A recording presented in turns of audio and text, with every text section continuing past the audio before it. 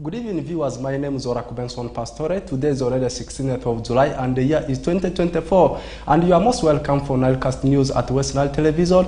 That comes on your way from Mondays to Sundays, of course, from the hour of 7 up to the hour of 8 p.m. Before we take a look at the news into details, let's first take a look at the headlines. In the headlines tonight, Honorable Kuchen Grace donates assorted medical drugs to all the health centers in Zombo District.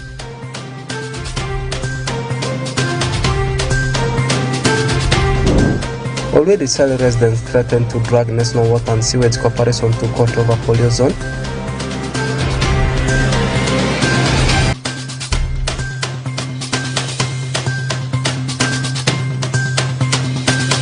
And public asked to impress tree planting to address climate change. More on this in NILEcast News.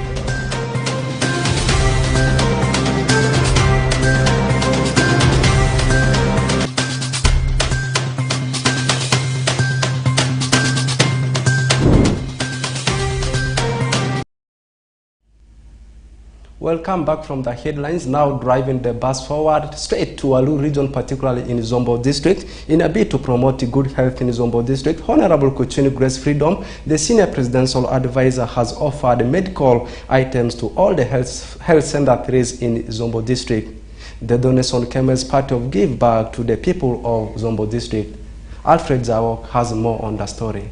Many residents, especially the women in Zombo District, have joined the rest of their colleagues to express excitement over the donation of assorted medical drugs, saying it has come timely since drug shortage has been their biggest challenge, particularly during admissions. The assorted drugs, packed in boxes, were donated by Honorable Kuchin Grace Freedom, Senior Presidential Advisor on Performance of NGOs in Uganda, with support from Right Honorable General Moses Ali, the Second Deputy Prime Minister, and Munazamat Al-Dawa Al-Islamiyah organizations, while handing over the items to Zombo District Health Department on Monday, 15th July 2024 at Warel Center 4. Honorable Kuchin said the assorted medical drugs will help the health center of Warel Center 4, Amonyo Health Center 3, Paida Health Center 3, and Pakada Health Center 3, respectively.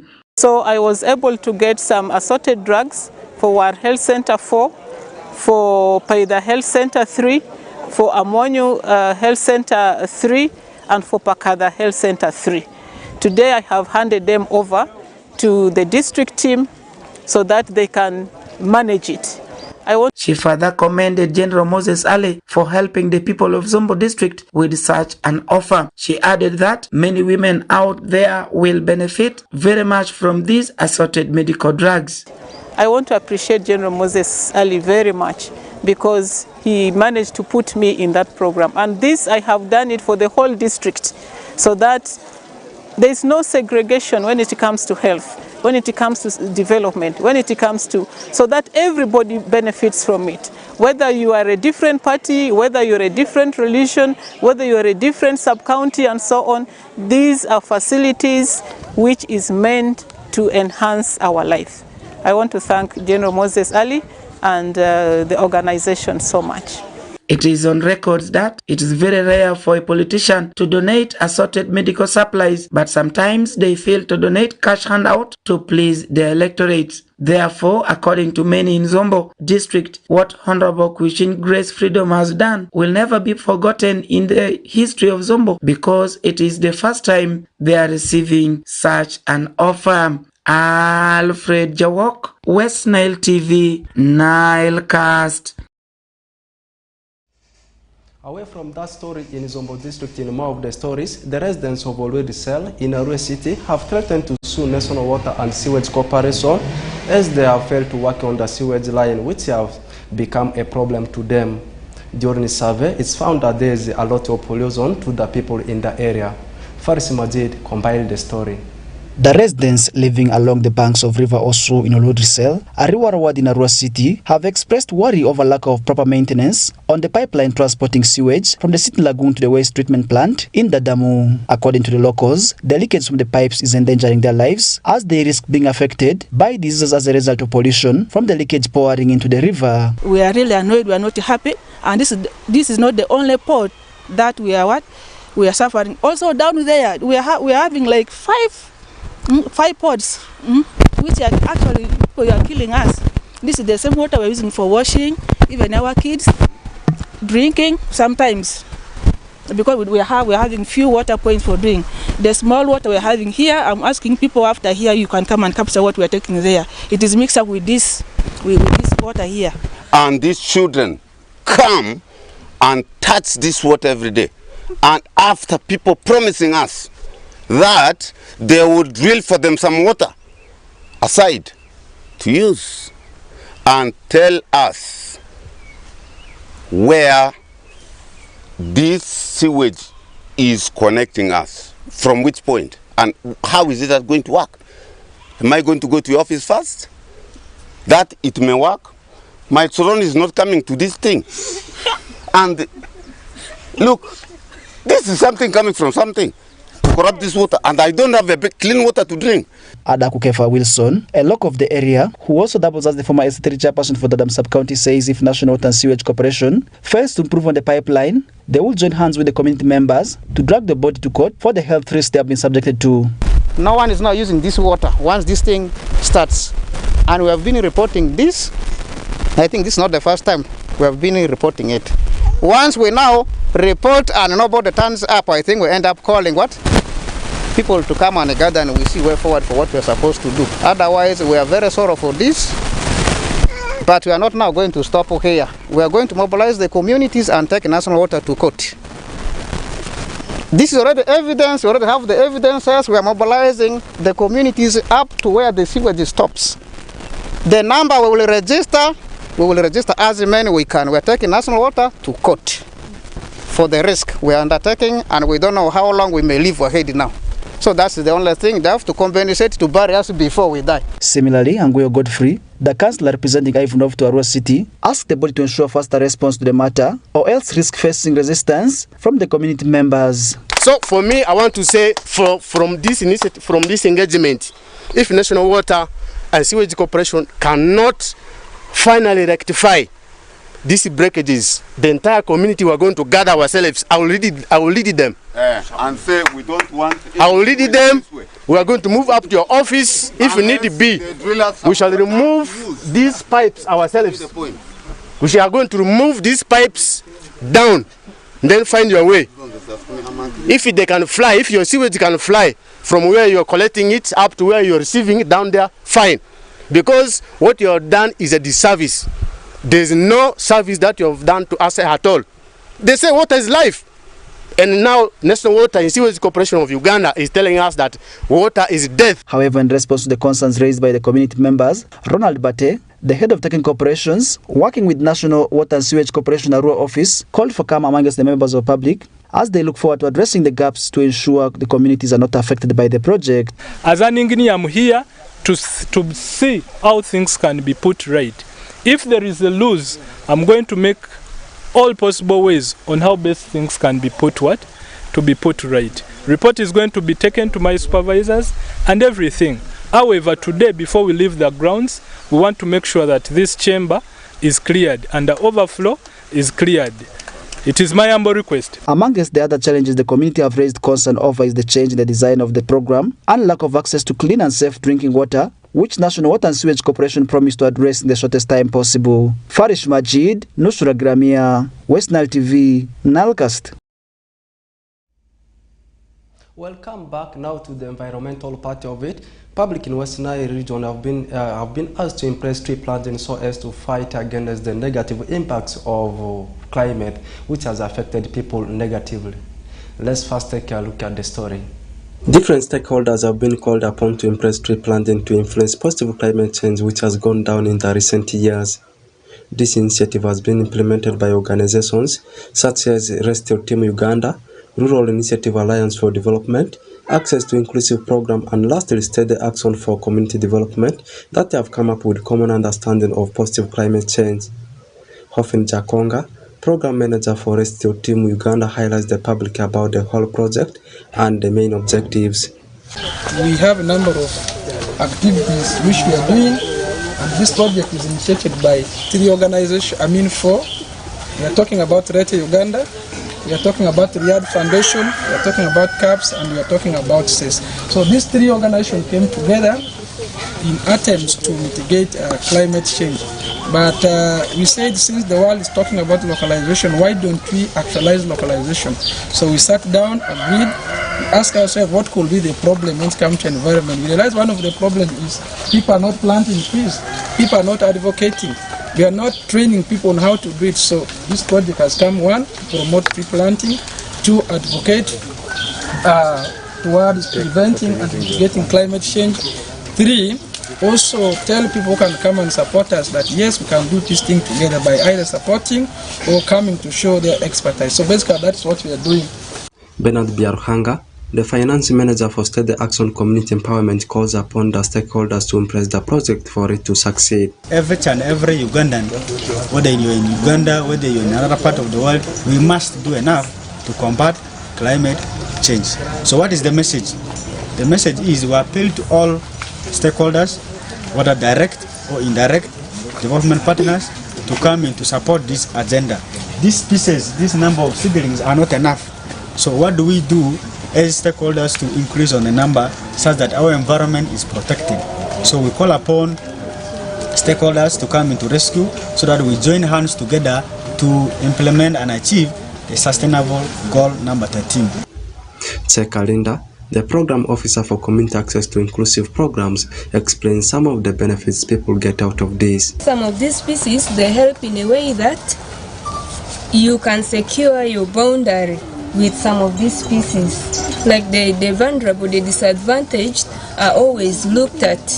They're always undermined in community, like their lands are being grabbed away by the abled people. So when they have these trees in their boundaries, their boundary is already, their land is secured. Desire Zibia, representative from Rural Initiative Alliance for Development, said they have partnered with different organizations for the smooth running of the project. To partner with different organizations, it helps in teamwork so that the organizations can move faster and other things can move hand in hand. For us, having different organizations, there is teamwork. So sometimes the ups and downs, the downs are like they are less than the ups. Francesca Yitia, one of the beneficiaries, also gave her concern like this.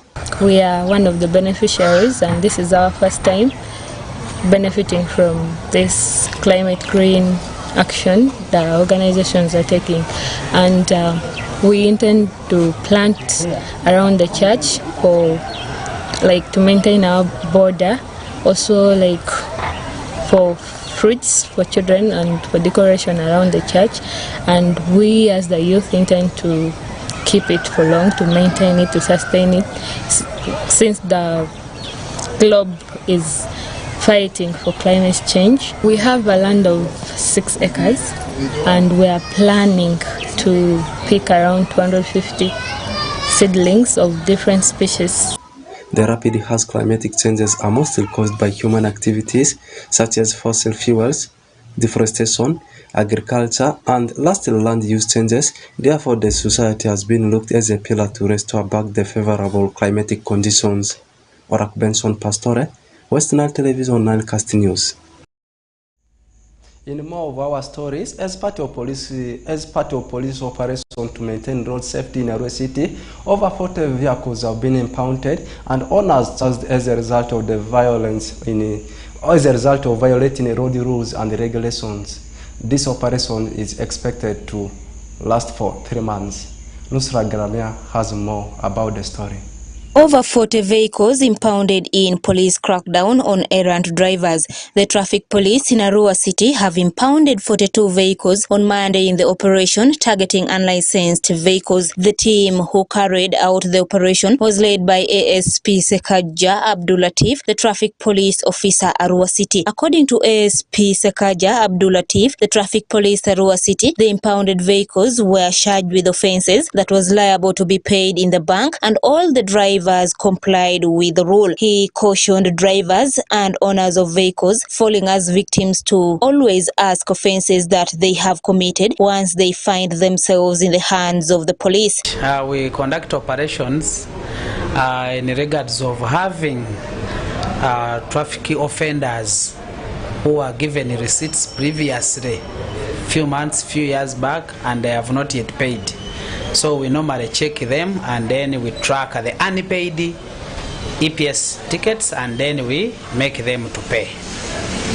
So by the issue of reissuing tickets, and then they go and they pay. But it is not like giving them tickets, but we are retrieving those ones which were earlier given to them and they have defaulted to pay. So when I get them, I pack them, I give them those tickets, and then they pay. Yes. They impounded 42 vehicles, and then they paid all. The last one, it has just gone today where somebody has paid 4 tickets. He added that the most committed offences by drivers in ARA City are reckless driving, overspeeding and vehicles with bad mechanical condition. Well, when you look at the common offences that are reported at police, as well as even the other ones, they normally give receipts, it is reckless driving. Reckless driving comes in a way that somebody may be overtaking where he's not supposed to be overtaking. You may find he's driving at a speed where he's not supposed to be. Like here in ARA, you are not supposed to go above 50 because it is an urban setting. But you find somebody is in 80. Once he's arrested, he's supposed to be given a receipt or detained and be prosecuted. Yes. So when you look at over the careless driving, also we have what we call careless pedestrians. They normally cross wherever they are not supposed to cross. So my humble appeal is that all of them, they are supposed to be what? Crossing at a zebra crossing, where you normally see those white marks on the road. So they should use that. And they encourage the drivers, all motorists, the moment you reach at the zebra crossing, you are supposed to drive at a slow pace so that you can allow. Because any time, somebody when is at a zebra crossing can cross at any time. So I encourage drivers to observe that. The crackdown emphasizes the authorities' dedication aiming at being in order and public safety on the roads to curb unlawful vehicle alterations. Well, we are aiming at all motorists to be in order. Reason being, if I arrest you without a crash element, I'm just helping you in case of an accident to avoid brain damage. Because we have seen very many, even if you go to the hospital, there is even one who is there, you got an accident, and right now the blood went into the what?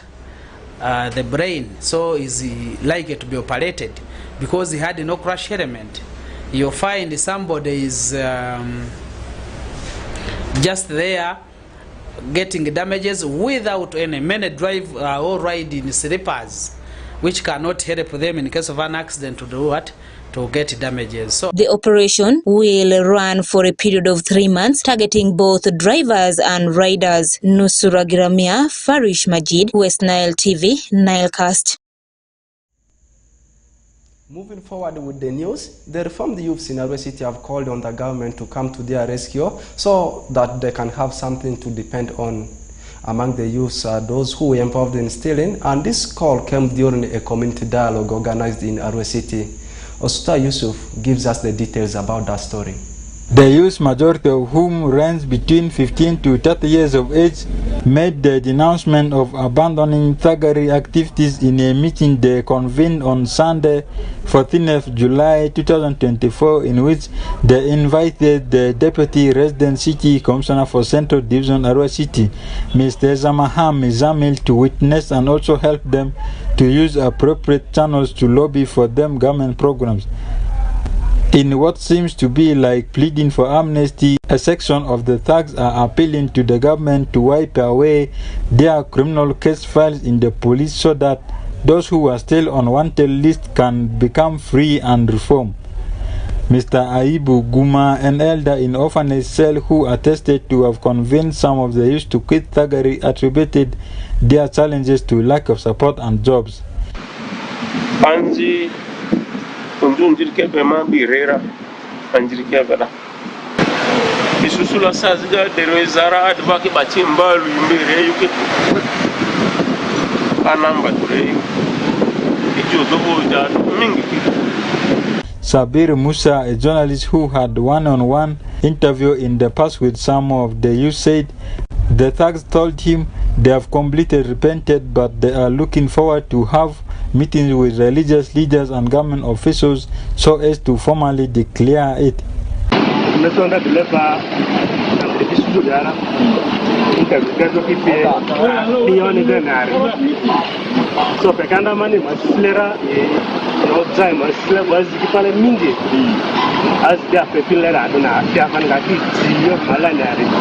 He appealed for profiling of the reformed youth so that in case of any job opportunities they can easily be employed.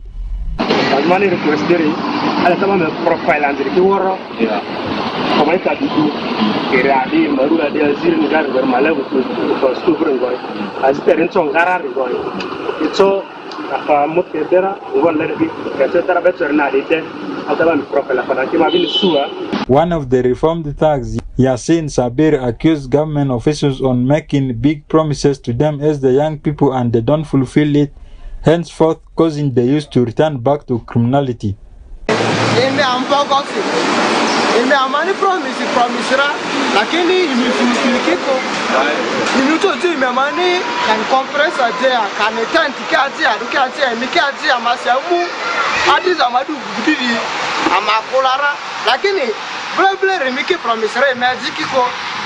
There is no government in this world who can accept thuggery or any form of criminality, says Mr. Jamaham Zamel, the Deputy RCC for Central Division ARA City, as he appealed for the youth to reform so that they can start benefiting from government programs and also the private sector like investors, NGOs among others can employ them.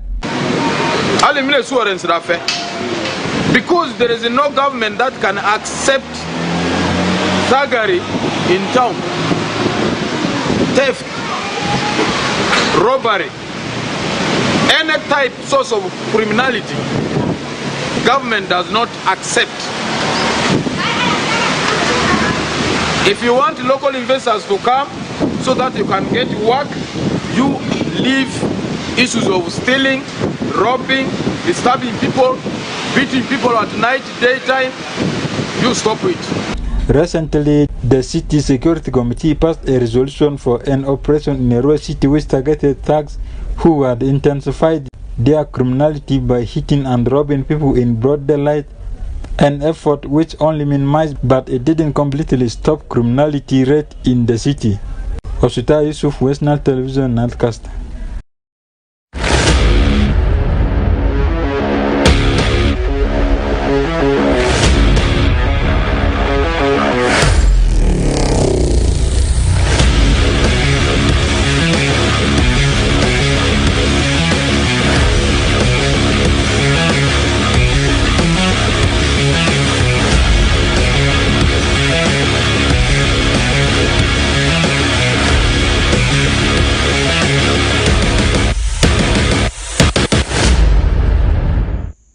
Welcome back. Now getting to the segment of sports. We are all aware that the European Championship has come to an end and also Copa America, the business is already done and the focus now turns to that transfer. Clubs have already started signing players and also club friendlies. I can confirm to you, yesterday there was one friendly between Manchester United and Rosenborg. Rosenborg is actually a team that comes from Norway and Manchester United lost that game by 1-0. They conceded the goal in extra time. Before we talk more about the international stories, I can confirm to you, starting it with some of the stories within the country, I can confirm to you the team of Kasasiro boys, I am talking about KCA, they have already completed the signing of Mahmoud Hassan from the team of police. He's a defender and he has signed a 3 years contract with the team of KCA, joining his former gaffer or his former coach called Abdallah Mubiru, because we are all aware that before Abdallah Mubiru actually signed for the team of KCA, he was actually a coach for the team of police. Let's drop that one there and we jet international. Like I said earlier on, the biggest of it is all about what is happening in the world of transfer.